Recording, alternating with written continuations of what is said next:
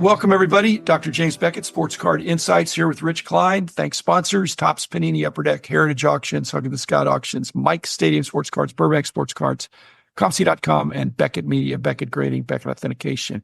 Rich has been telling me how well he's been doing in the dollar boxes, in the value boxes that he hits. He has a different approach than I do, but I think he's challenging me to a duel of who's doing better. And I refuse to have a duel. I do it my way. Rich does it his way, but he is having some really good results he wants to share. And I'm going to listen and react. And I don't know if it'll change the way I do things, but Rich, I'm dying to hear about your latest success in the bigger shows as well as in these smaller shows. Welcome to the show and tell me about your latest exploits. I started doing that because I've liked doing it, and it's good just to send them in an email so I have some record of it. But I started doing that because after I sold out again for the third time in 2 years, I was curious on a percent basis, how am I doing on what I'm purchasing? That was the sole reason. It has nothing to do with duels. It has nothing to do with showing how good I am or how bad I am. I'm using the Beckett book prices just instead of comp, so I have a static price. That I'm not saying that they're always faster. And it's faster. And it's faster. Then that's why I'm doing that. But I'm curious how well I'm doing with my percent. And it's also a good tool if I do it immediately. If you're buying thousands of cards, yeah, it's hard to do that. But if I'm buying 20, 30, 40, even 50 cards, hey, that'll work in terms of, hey, I can do this quickly.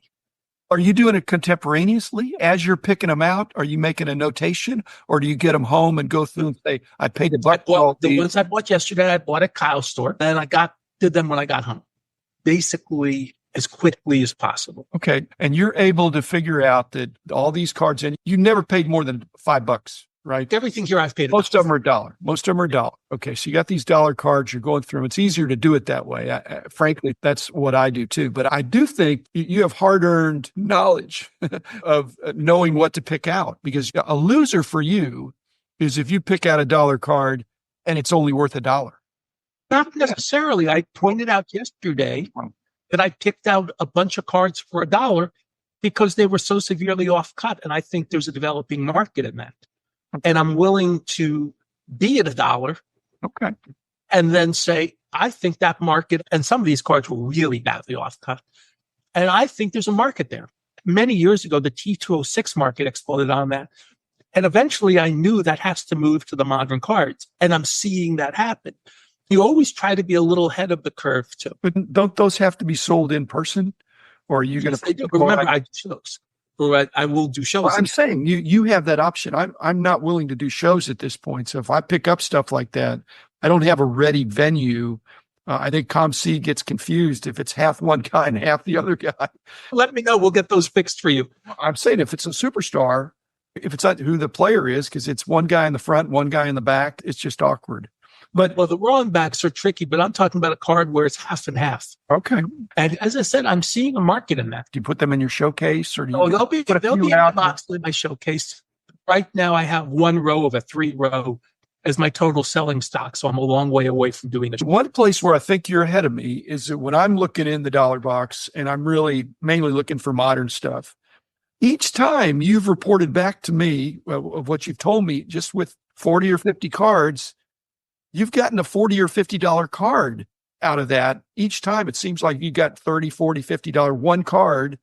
And that is something that should be an encouragement to other people, that there are good cards in there, even vintage good cards that are worth a lot more. And you're not saying that they're near mint if it's a $50 card or $30 card, but it's saleable, it's collectible, and it's probably a short print. Or just a popular player I know is popular for various reasons. And that happens. And I guess I'm usually finding a really good win. Sometimes my goal is we'll call it 5X. If I can 5X the book value of what I buy, then I can reduce the prices when someone sees me at a show. And it sounds great to the person. And I know I'm making a profit. So you bought for $1, you price it at $5. Somebody I'll take 3. If somebody says 4 or 3 and you say, thank you. Yes. I can make change. Yeah. The parallel for me on that is that when I'm paying $1 a card, And then of the things that I put on eBay, I'm losing money because nothing on eBay is $1 a card in my bulk player lot. So it's somebody I missed on, and you just have some losses. But on the winners, when I look at my ComC account, when I sell my cards, there's about an average of about $5 a card. Now, a lot of them are $2 or $3, but my average sale of a card is $5. Like you're saying, I'm buying for $1 and selling for $5. A few will sell for more. A few will be mistakes. But you mentioned to me that I thought was worth it for everybody is that this is our form of breaking, except we're not somebody breaking for us. We're doing our own break.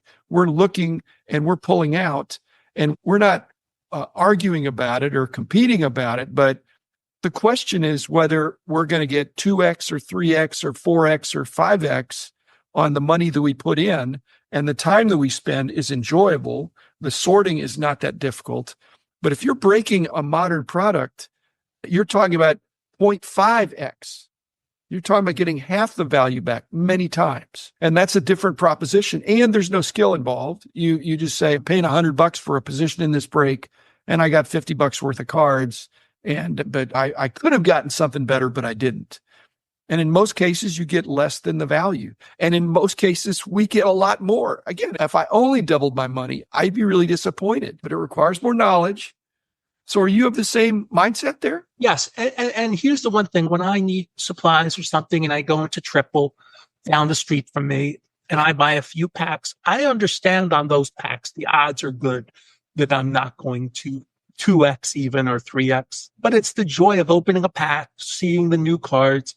It's a reasonable price point for the packs too. That's the other thing. If you're just buying a pack on those, they're reasonable price points when I buy heritage packs. Okay. Or if you're buying a basic Topps pack, again, we understand you're not going to win usually, but you want to see what the cards look like. I can't wait for 2025 to open my first pack of 2025 Topps 1. Okay. Got a hypothetical for you because you like everything, Rich. So do I. I like all cards. But you have $100 in your pocket. You go into the card shop.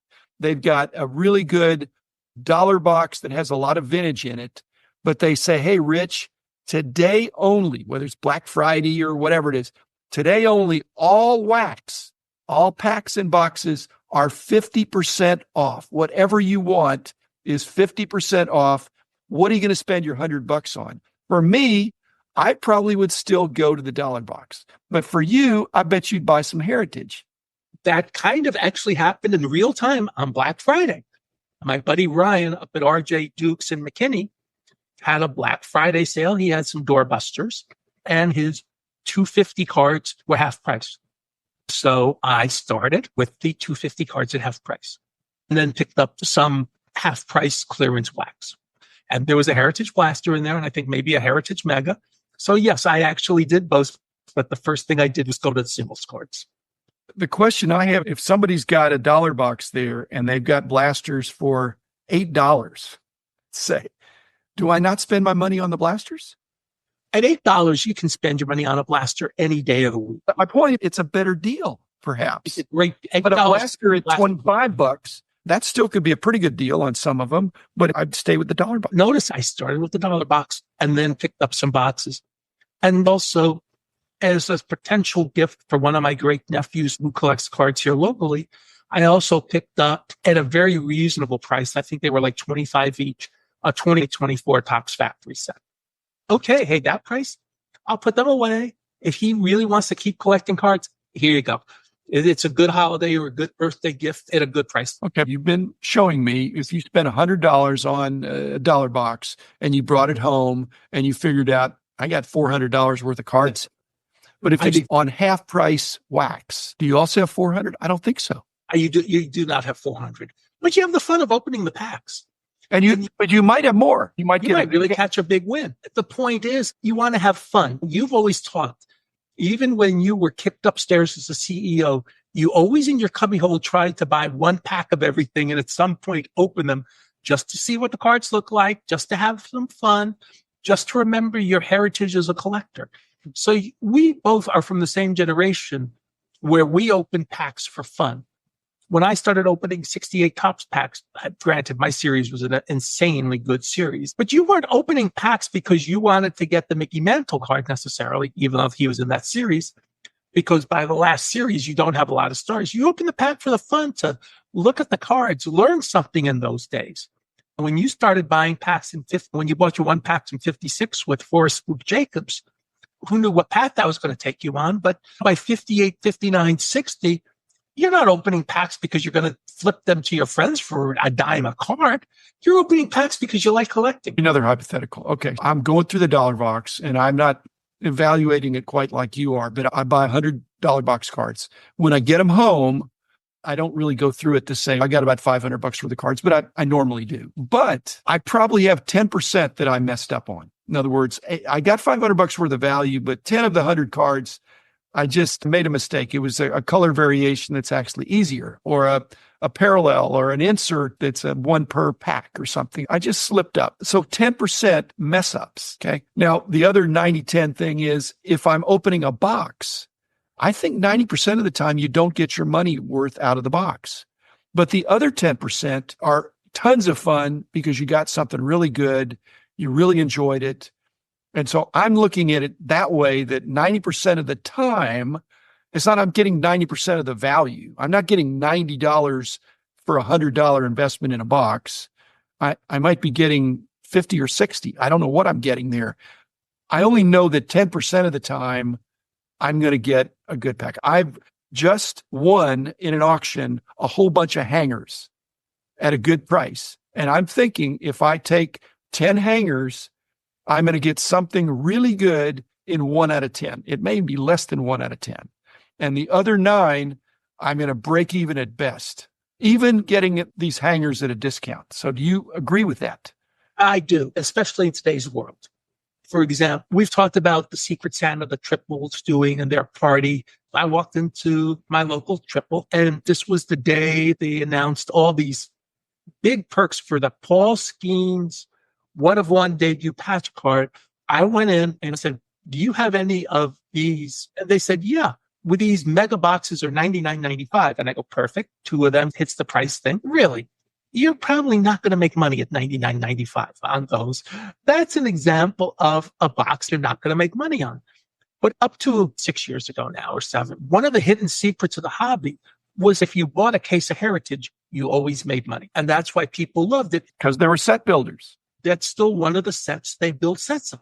You make your master set, you get your inserts, and you get your hits, and your case is paid for or profitable. That's why that's such a popular product. You need things like that in this business that are basically not manufacturer makes all the profit, but manufacturer makes their money, then the next person makes their money along the way. That's something that I think you're pointing out that we're losing some of the elasticity on. The mega you're talking about, that's $99. It doesn't say $99 on the box. I don't think megas and blasters have the SRP printed on the box. Okay. And so is that a $49 box that got mega box that got upcharged because of the demand for the potential skeins because it's not been discovered yet? I think so. That means it's even a worse deal unless you get this huge card. We're sports card insights, but part of the card as a hobby are autographs. And I've noted that several of your finds when you were pulling from the dollar box are hand-signed in-person autograph. You didn't see it in person, but there's an autograph on there which you are deeming to be a pretty good chance that it's real. People aren't normally faking regular guys' autographs. But your command of the population of certainly baseball players, and when they died and their followings allowed you to pick up uncertified autograph cards, and some of those will be a big win for you.